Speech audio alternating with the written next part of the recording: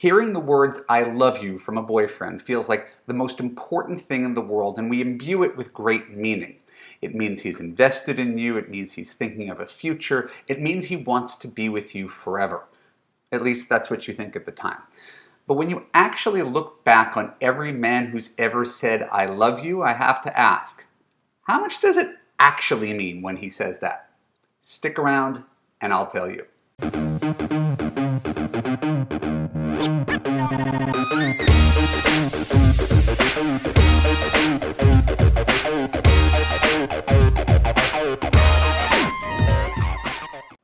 I'm Evan Marquardt, dating coach for smart, strong, successful women and your personal trainer for love. Welcome to the Love You podcast. Keep listening to learn what it means when he says, I love you. When we're done, I'll let you know how you could apply to love you to create a passionate relationship that makes you feel safe, heard, and understood. So I got a client. Her name is Eileen. Eileen is looking back on a previous relationship and kind of beating herself up. There's this guy she was deeply in love with. The problem with the guy she was deeply in love with was, predictably, he wasn't the greatest guy. I mean, he had great qualities. When things were good, they were really good. He was funny and he was successful, but he was also really critical, made her feel bad about herself, dismissed her opinions, and he ultimately dumped her.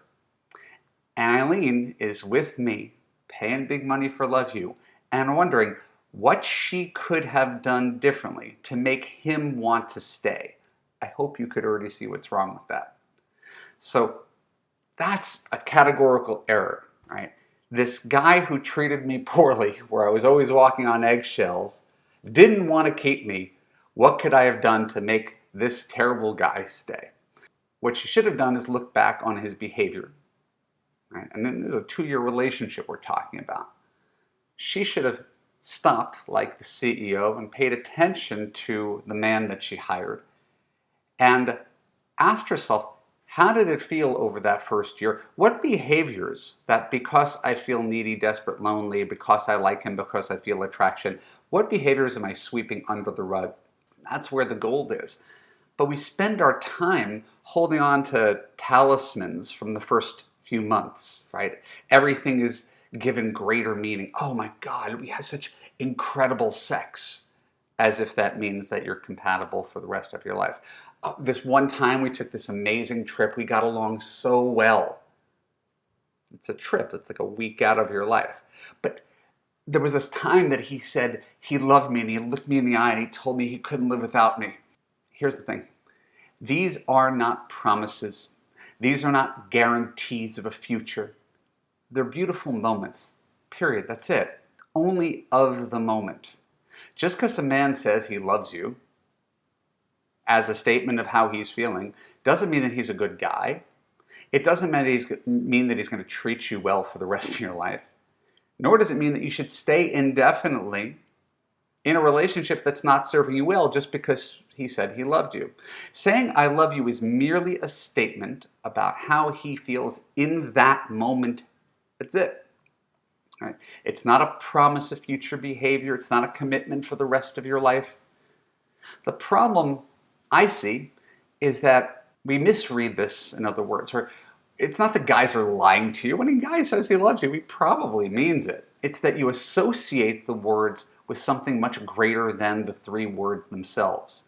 Right? So can I love you mean the equivalent of a wedding vow, to have and to hold in sickness and in health, for richer and for poorer, till death do us part? Can I love you mean all of that? I mean, I guess it's possible. But most of the time, when you look back on the people that said they loved you, or the people that you said you loved, it was after great sex, it was after an amazing conversation, it was after an incredible trip or a great connection, and all it means was, this is pretty great.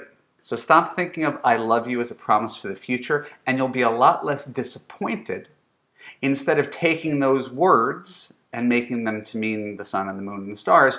You can actually pay attention to how you feel about how he treats you and how he is in the long run, instead of this moment means we're together forever and I have to ignore everything that contradicts the idea that he actually loves me. because lots of people love each other and aren't particularly nice to each other, as you well know. My name is Evan Marc Katz. Thank you for tuning in to the Love You Podcast. For more episodes like this, click on the subscribe button and ring the bell, choose all to ensure that you get notified when new content comes out. If you're listening to my audio podcast, please share an honest review on Apple right now. More reviews equals more awareness of the Love You Podcast and more love in the world. And if you want to find love right now and are committed to making healthier choices with men so you can have an easy relationship that makes you feel safe, heard, and understood, look for the link below and apply for coaching in Love You.